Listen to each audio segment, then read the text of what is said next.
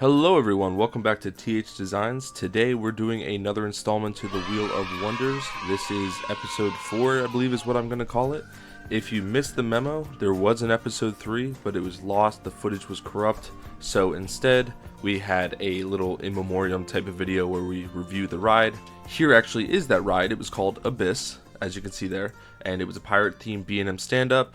And the entire review, cinematic, all that fun stuff is in the video prior to this. I will attach it here if I remember to. If not, you can always go to my channel page and you will see it prior to this video. The challenge for this video was to be less than 2,000 feet, so that's why the coaster looks so short. Before we carry on with this episode, I want to make it clear that anything that happened in this video that was forgotten, that was lost in the corrupt footage, will not be removed from the wheel. So any of these elements, the B&M stand-up, the pirate theme, even the challenge itself, I will keep in the wheel. Now, I will, at least for the theming and the challenge, remove those from the wheel just for today's episode, just so we're not redundant and we don't duplicate anything.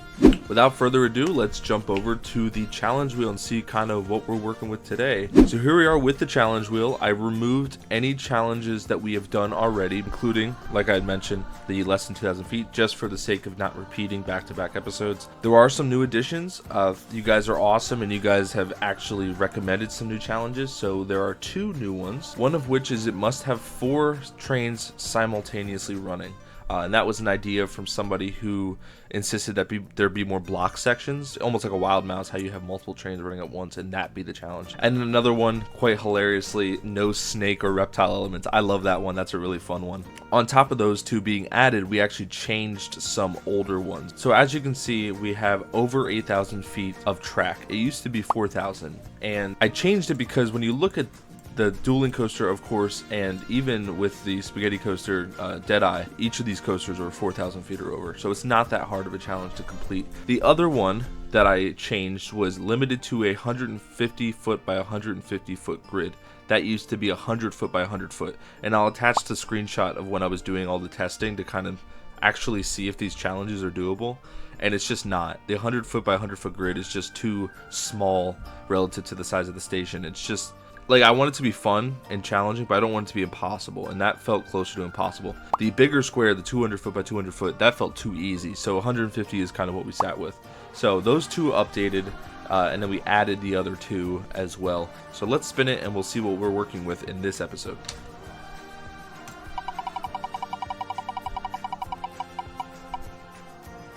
Limited to 150 foot by 150 foot grid. We were just talking about it and we got it. Not bad. This should be a really fun one to work with. Alright, so 150 feet in game is equivalent to about 11 and a half of these 4-meter pieces. So kind of similar to that picture I showed earlier in the episode, this is the constraints that we're working with, is this little grid. We have to fit the entire coaster into here. I do have an idea of what we might want to do here. But let's jump over to the coaster wheel, because that could potentially throw a wrench in my plans. Here we are with every single coaster model that is in the game, Planet Coaster 2. Apart from the B&M sit-down, the mock LSM launch, and the mock spinning coaster, and the B&M stand-up, just for the sake of not repeating, similar to the 2,000 foot challenge. Everything else is here though. I want to also mention that in the last episode, I added in the description, if you want to do this yourself, all the wheels are going to be in the description. The theme wheel is not going to be the same as mine, but it's going to have all the themes that are at least currently existing in the game. So I will do that for this episode as well. If you want to do this, you absolutely can. Imagine we'll be going up in the air, so I want something that can go 90 degrees. That'd be perfect. Oh, well, there you go. Star Loop is perfect. It's kind of weird at the top, but it does go straight up into the air. So the Star Loop model in Planet Coaster is based off of the Mauer Sky Loop model, which is, as you can see pictured here, and I'll get you a better photo so you can see it more clearly. There were 10 built. The first one was in 2004. The last one was in 2015. Never been on one of these, never even seen one of these. Apparently there's one in the US called X Coaster, and it's in Hot Springs, Arkansas, which I've never heard of this ride. So the Star Loop is, as you see here, I mean, the thumbnail is upside down, so you already know it's weird. But thankfully, just like how I wanted, it's also a small station, so it's literally perfect. But it can go up straight, like 90 degrees, which is perfect. That's all I wanted, because my idea is to do something like the Polar Coaster, which is a conceptual idea. I think Intamin did it, where like there's like this like 500 foot tower or so, and the coaster just like spins around it. And I'll attach some footage so you can kind of see. But this was a pretty like pretty big deal, kind of when it first came out. Either way, I just imagined the challenge that it would be like kind of like an observation tower, kind of like as you see here, and the coaster goes around it. And it's going to be quite the pain because the custom supports are going to be crazy, and also just the fact that you have to wrap elements around this tower. But I think it offers an opportunity to do something really fun. So yeah, so I'm actually gonna lower this, and I'm gonna add poles on the corners, just that way so I kind of know I'm not, you know, crossing the boundary. There's our little grid done. I don't know how tall this is going to be. I want it to be like an observation tower, so I guess that's a pretty reasonable height. I guess the next question is where is it actually going to be in the park? Because if it is an observation tower, it's probably something you want as like a centerpiece. I was really hoping to build something here, but I feel like that's too close to the entrance, so I might extend this kind of midway path and do something here. All right, there is all the pathing done, at least immediately around this tower, what will be this tower. It's this pretty big master plan. I imagine there will be plenty of paths, you know, diverting from this hub. I imagine this is now the centerpiece of the park, which is a good thing because it would be pretty neat. So now for the main event, the actual ride itself. Of course, we have the Star Loop model, just like this. And if you didn't know what I was talking about before about it going upside down, boom, that's what the lift hill looks like. And it has this funky thing afterwards, which I don't know if it has to have. Okay, it does not have to have it, but maybe I'll keep it. What's it called? A snake dive. Okay, snake dive is actually on the elements list, so that could theoretically happen. So my thought process, I know I said no flat rides, but I'm curious if we can have an observation tower going through the middle of this building. Because of how bulky the chain lift is, I don't know if it's a good idea. Or we could have this kind of spiral thing with an elevator going up the middle. But my goodness, what a nightmare this would be to walk up. I mean, we're talking like 400 feet in the air. Or we have a more rectilinear, you know, layout. My big problem is this chain lift. I don't really know how to navigate this. Let me see if this path can like wrap around this trunk here. So you know what? It's really not that bad. Cause like, let's test this out real quick. Let's see how much clearance we have on this car. Probably not very much. Yeah, okay. So if I bring this out like one extra one, we could do this instead. All right, there's our bigger stairwell done. I wanted to get landings in between each of these, but it was just too steep, so it didn't really work. All right, so there is our coaster in the well, which is nice. Plenty of clearance. Let me just check real quick. Not only plenty of clearance on the side of the train car, yeah, that's perfect, but also plenty of clearance over here to potentially do something with, say, an elevator or something to maintain realism. I'm gonna make this stairwell central, and then move the chain lift up. I guess technically I have to do the random number generator to decide how tall this coaster is gonna be, but I might override that just for this episode because we're working at around like 400 feet here. And to do what we're doing as the coaster falls, oof. We're rocking with an idea here, I don't know. We are finally at the point where I feel like we can go to the wheel. Yeah, let's see what's next. All right, here we are at the coaster element wheel, and you may notice that you can actually see the elements on the wheel for once, and that's because I took off any that we've had in the past 3 episodes, apart from last episode, because you didn't see me work with any of those, so I kept some of those. Let's see what the first one will be. Very good chance that it's going to be an extension of the drop coming off of the airtime hill. The ejector airtime hill specifically. Ejector airtime is very straightforward. Contrary to like floating airtime that you might get on like a hypercoaster, where you literally float out of your seat, ejector is violently throwing you out of your seat. This will be a pretty straightforward follow-up to the drop. So what I'm going to do here is I'm going to just have it kind of twist to the left, and we'll do an airtime hill probably on this side. So let me do that real quick.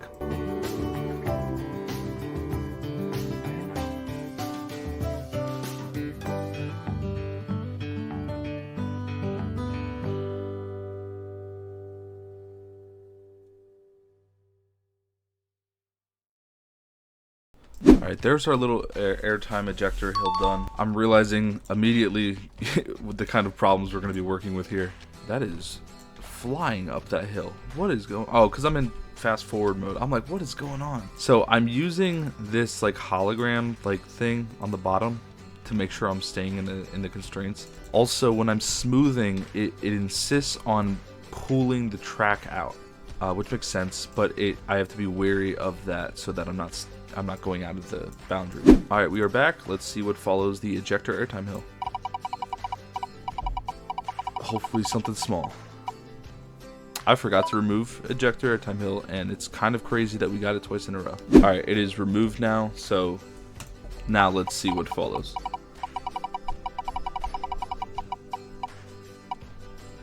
Banana roll. Okay, so banana roll, ironically, we had in that lost episode. It's this element right here, and how we're going to incorporate it onto this tower, I have no idea. I have an idea, but I don't know if we have enough speed to do it.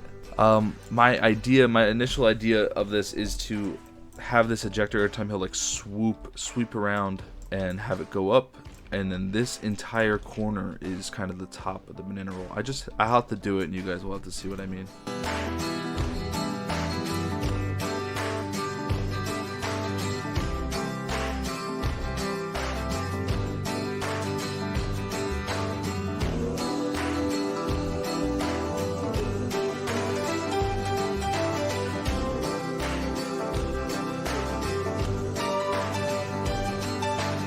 Alright, I think we're good. It looks like an extension, like a modified cobra roll, which a banana roll kind of is. But let's take a look at how it takes it. Swoops down, and then it comes into it at a pretty solid speed. Little slow there, but maybe I can shrink that. So that's not bad. And now it's ready for, it's in a pretty good position for whatever the next element is. But man, these supports are gonna suck. Alright, let's see what follows the banana roll. I just remembered I forgot to remove banana rolls, so let's try again. Let's see what follows the banana roll. Drachenfire dive drop. This is a great image of what it is. So basically on Drachenfire you had this little pre-drop thing after the lift hill, and then it went into this corkscrew that went into a drop, and that's the Drachenfire dive drop. So pretty infamous element here, and not a hard one to make on this, thankfully. We're actually in pretty good position to do this element, so I'm gonna have it corkscrew and then sweep that way.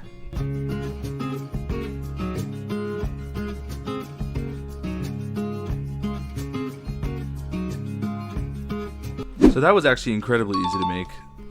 I have no idea if this ride's even very smooth, so I might have to go through this at the end and smooth it all out. But I mean, that's a pretty simple element. It's almost like the sidewinder we did over there, or actually over there. Let's see what follows afterwards. We have a pretty good momentum, and this is coming out pretty nicely. Let's see what follows. I have no expectations. Ooh, I thought we were going to get dog tongue, and I don't know what a dog tongue is, but I do know what a helix upward is. That is very easy. If you don't know, helix is just a rotation pretty much in a circle, and it either goes up or goes down. We had downward on Deadeye in episode 1. Now we have upward, which is pretty easy stuff.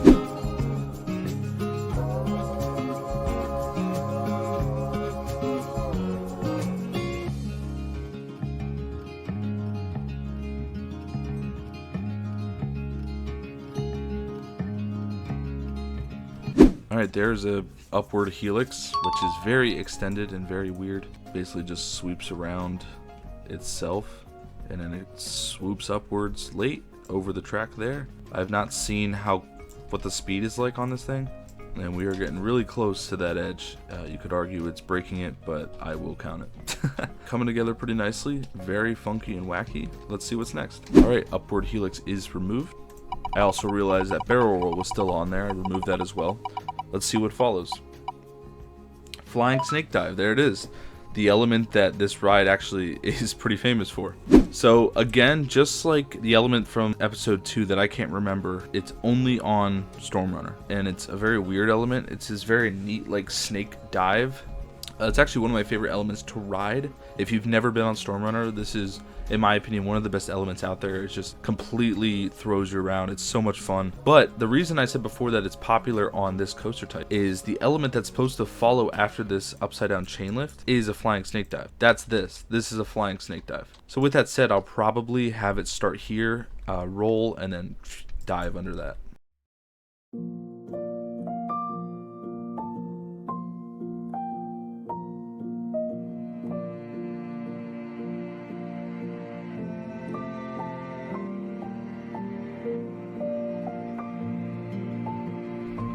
So I built it, but I'm not really a big fan of it, so I'm probably going to rebuild this twist beforehand. Coming in pretty hot. Yeah, it's a little aggressive for me. Alright, I rebuilt it again, and it is very quirky. I want to look at the POV and actually see what it looks like, because this is actually proving a little difficult to build. You know what? I kind of love it. I was really worried that it would be terrible, because like there's so many forces going out this way when the track isn't really asking for it or able to really hold it, but it's going through it so slow, it's okay. Alright, let's see what follows. I mean, this track is... it's everywhere. It looks very funky. Alright, there is flying snake dive removed from the wheel. Let's see what follows. And what next? Ooh, not dive drop. We got demonic knot. I don't know what a demonic knot is, but it's very intimidating. Okay, so this is only on one ride apparently at Hyde Park. It's an element which inverts riders twice. It is a 0G roll followed by a 270-degree turn coming out of the roll into another 0G roll. So this is actually a wing coaster. I don't think I've heard of this element before. I don't know how I don't know if I'm gonna shrink it or if I'm gonna have it revolve around the entire structure. I guess the way that this wants to be built is to actually swoop back up, 0G roll, swoop around, 0G roll again. Let me see what I can do. Alright, so actually before we do the demonic knot, I'm realizing just how fast this is getting coming out of this flying snake dive. So I'm adding some mid-course brake runs, or some trim brakes there, and then into a mid-course brake run. And then this will dive back down, and then we can do the demonic knot.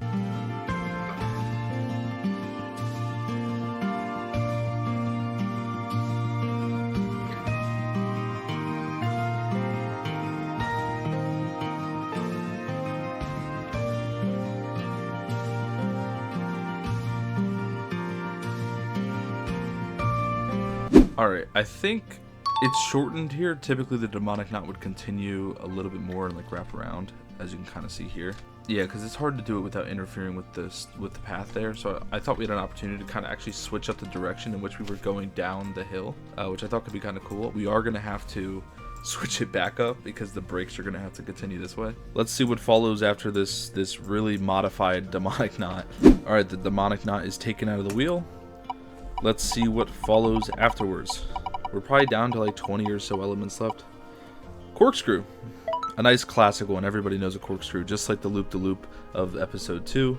Corkscrew. Pretty easy. Of course, we're going to still show off and make sure that everybody understands what a corkscrew is, but if you don't, it is this element here. It is one of the most iconic coaster elements ever made. Really changed the coaster world. I think we're just going to wrap it around here, and then just this one's going to be pretty easy stuff, I think.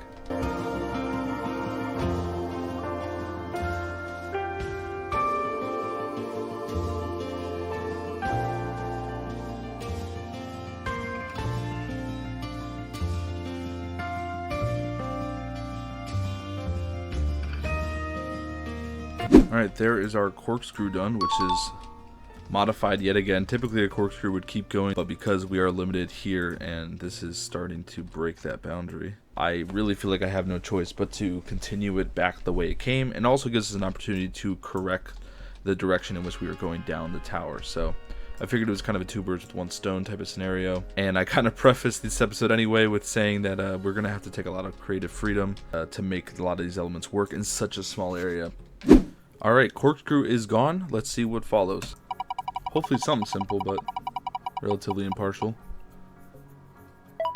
Outer bank turn. Okay, that's an easy one. We're at a pretty good speed for it, thankfully. Otherwise, it would have broke everyone's necks. So an outer bank turn is a form of an airtime hill. RMCs love doing it, as you can see on Steel Vengeance here. Basically, it's just, it sweeps almost like a wave turn like we've had in the past, except the track is facing outwards and it shoots you out of your seat. It's a form of ejector airtime.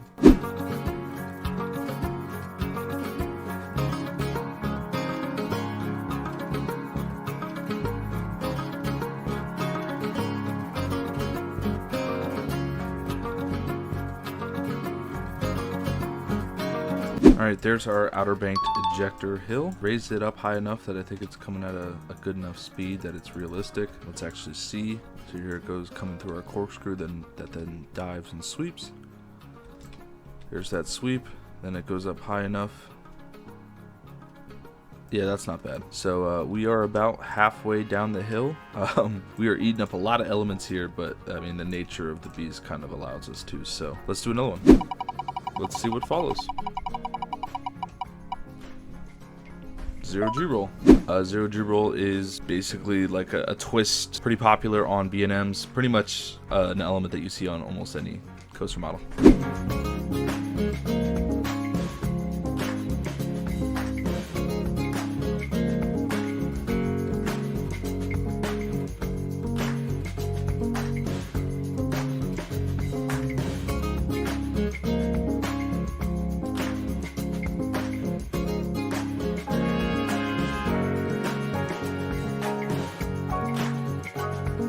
Alright, so our zero G roll is actually right here. I added another brake section just because we are catching up, getting a little bit too much speed. And we are starting to get to the bottom of the hill, so let's see what's next. We're maybe, what, 2, maybe 3 elements away? Let's see what follows the zero G roll. Dive drop. Nice and easy one. I feel like we've been doing dive drops the entire episode. Dive drop is exactly what it sounds like. It's a dive. It's a twist into a dive. Pretty much the same thing we've literally been doing.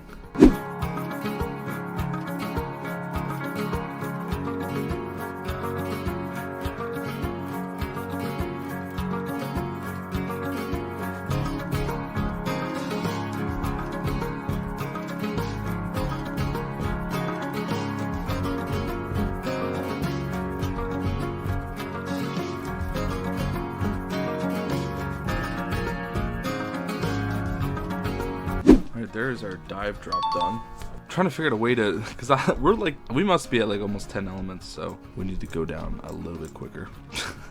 Let's spin the wheel and see what's next. All right, dive drop is gone. Let's see what follows after. We also have to think about the theme wheel. Lagoon roll. Okay. I was gonna say we'd think about the theme wheel and how this tower is gonna be themed in a specific way. That'll be really interesting. Either way, lagoon roll. All right. So a lagoon roll is a hardline roll, except halfway through it flips. It goes the opposite direction. So it's kind of an awkward element, but it is pretty famous for Cannibal at Lagoon, which is where the name comes from.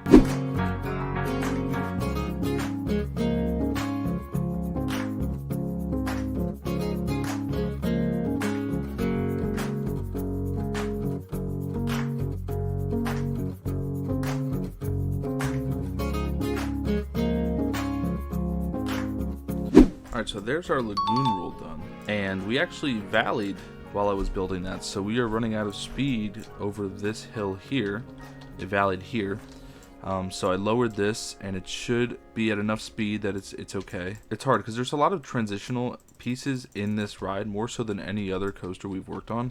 Alright, lagoon roll has been removed. We are lagging. There we go. Let's see what's next.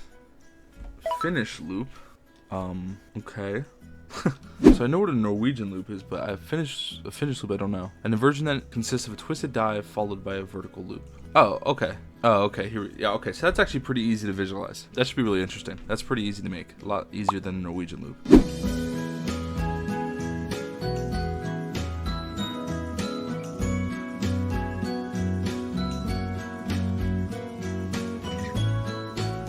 Alright, there's our finish loop.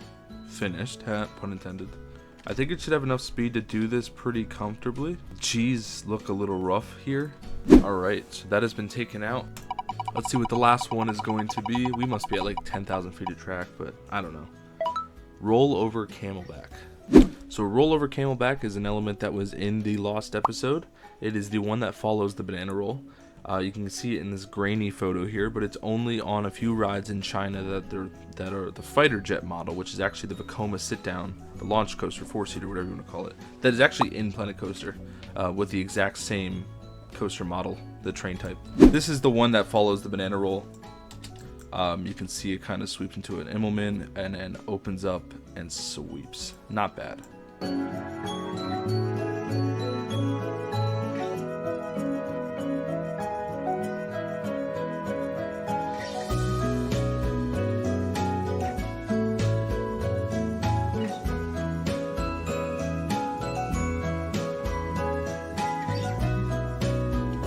Alright, there's the rollover camelback done, which basically looks like a non-inverting loop with the way I had to have it continue going the way it was entered as. But it technically qualifies, I guess. I have the brakes starting on this moment here just because this is probably coming in super hot. Brake run here, and that's it.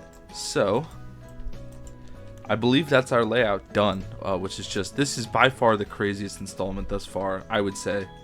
Like I've been saying this entire time, my god, are these coaster supports going to be the absolute worst. But you guys should be in for a treat with a really interesting coaster here. And of course, I'll add this to the workshop once it is complete.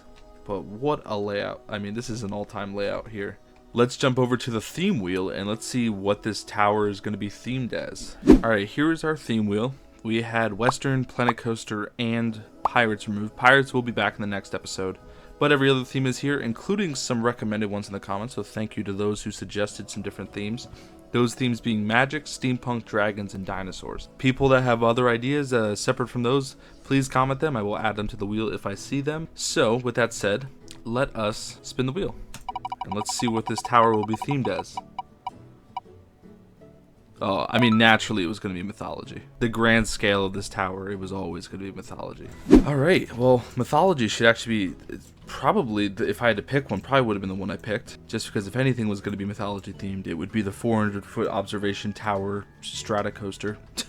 Yeah, so you guys, if you guys do want to see me, you know, do the scenery and everything, let me know. But as far as I know, there's been no complaints about me just skipping through the scenery. So that's what I'll do for this episode. If you have other thoughts, then let me know. And I will see you guys in a few seconds. And for me, it'll be a few hours. Alright, well, welcome back. This is a lot to take in, as usual, I guess. The mythology theming was pretty fun to work with, but my goodness, was this a lot to take on. I didn't know how many elements I'd actually worked on, but I counted them after the fact, after I finished all the theming, and we did 13 elements, which I think makes this the biggest coaster, at least in terms of the number of elements thus far. I think maybe the dueling coaster broke 10. Deadeye definitely didn't, and certainly the 4 over there did not. Yeah, I mean, all these supports that you see were custom made, which was by far the worst thing to do ever, and I know every single person out there that knows physics and engineering is screaming their head off because there's absolutely no way this is realistic. Yeah, it's ironic because we try and prioritize realism in this park, and then we do something like this and then put a gold statue on top. Yeah, but don't worry, we have an elevator because we wouldn't want to be unrealistic. So anyway, I guess let's recap kind of what I did here. So besides all the supports, which were just god-awful to work with, the ride is called Colossus, because how could you not call it Colossus? I was either that, it was either Colossus or Goliath, but I didn't want to be one of 20 other rides out there. The entrance is over here, despite the station and the brake run being on this side, which is actually a pretty modest entrance, especially compared to other rides. But there's the whole queue line that kind of wraps around. But when you walk in here, you can see the elevator that I was talking about, the support structure for the coaster, and then of course the stairwell, where if you walk all the way up this huge shaft, you get to the actual observation deck, which is all of this, which is what has that huge Poseidon statue thingy. Very integrative and pretty unique and kind of fun to work with. It was a lot. I'm a little tired because it's been hours and hours and hours. This has been the biggest coaster we've worked on thus far, easily. But the view up here is just fantastic, and when you look at the coaster kind of revolving around the tower, it's very neat. When it flips upside down there and it kind of sweeps around, and then you have the banana roll over here. When you put it into scale like this, it's crazy just how big the coasters are. I mean, the track is huge. We did 13 different elements, so let's kind of run through exactly which ones are which, because this is just, I mean, we called Deadeye the spaghetti coaster, but this is Spaghetti Tower. Alright, so I'm going to run it and test it, and then we can kind of roll through what's going on here. So, of course, the train comes out of the station, at least it should. I guess it would help if I unpause the game, right? Goes into here, and then it climbs all the way up this elevator shaft, sweeps out, flips upside down, and then sweeps to the side, where then it goes into the first element, which is probably the weakest element of them all, which is the airtime hill, just because this goes through at such a small speed. It's not really that ejector, you know. You can see that here, and then it drops all the way down into the second element, which is the banana roll. which looks pretty solid, and it goes through at a pretty nice speed. Sweeps back into a Drachenfire dive drop. Excuse my terrible camera work, but we are going through an upward helix into a flying snake dive, which is probably my favorite element of all 13. Dives all the way down the fastest that the coaster goes, into a little brake run, into a demon knot, which is a very modified demon knot, but I guess one nonetheless. And then once it goes through there, then you have another modified element being a corkscrew. Of course, a corkscrew would typically continue going that way, whereas we're stuck with the 150-foot grid, so it has to sweep back around into the Outer Bank Airtime Hill, which is element number 8. Then we go into element number 9 after the block section brake run, whatever you want to call it, which is a 0G roll, which is pretty simple stuff. Pretty good. And then it goes into a diving drop, a dive drop, which is element number 10. And this is probably the most frequently seen element in this entire coaster. It goes into a kind of block section-ish if I wanted it. Then it just turns back around with some hills. And then element number 11, you have the lagoon roll, which is a heartline roll that switches direction halfway through into maybe the most interesting element, which is the finish loop, which is quite different from the Norwegian loop that we had in Deadeye. There's a dive drop with a vertical loop, and then sweeps into number 13, which is the roll over camelback, which is an element only seen on like 5 coasters in China. So pretty unique stuff. And then it hits the brake run as my game starts to lag, and that's it. What I would typically do now is I would show you the stats. I have no stats to show you because for some reason, and I did not know this and I don't know how to undo it, the star loop passes the station. Why? So like it technically never finishes. So what it'll do is it'll just stall here in Valley. But I guess the chain lift is supposed to be immediately after the station. I don't know. But that's kind of frustrating. So technically this is not a actual operating ride. But who cares, I guess. With all that said, I think that kind of covers everything for the recap. Of course, we're still going to do the cinematic and then the POV. The POV is actually going to be very exciting, so stick around for that. Because I've ridden it a few times, naturally smoothing everything out. And it is actually... this is the first installment of the park that I think actually the layout is the standout and not the theming so much. Maybe you could argue maybe with the dueling coaster that the layout was the standout. But like for Abyss over here, like the scenery was the big sticking point for this ride. And even with Deadeye a little bit with all the Western stuff. This ride, the layout and the transitions between the different elements are really smooth and really fun. And the pacing throughout it is really neat. So, I think you guys really enjoy. This should be an interesting cinematic to make because I've never worked with something that's 400 feet tall. I mean, let's take a look at what this looks like from the entrance. There you go. That's what we're looking at. So now we have a focal point to the entire park, but that can be literally seen from like anywhere. If you have megalophobia, this is not the episode for you. But anyway, I'm going to cut over to working on the cinematic. For you guys, it'll be just a couple of seconds. And then we'll do that POV, and I hope you all enjoy. Thank you for watching this episode. It's been a very different one, and like I've been saying, all the things that were left out of the wheel from the Abyss episode, the Lost episode, they will be back for episode number 4, or episode number 5 technically. So with all that said, thank you all for watching, and I hope you all enjoyed the cinematic and POV.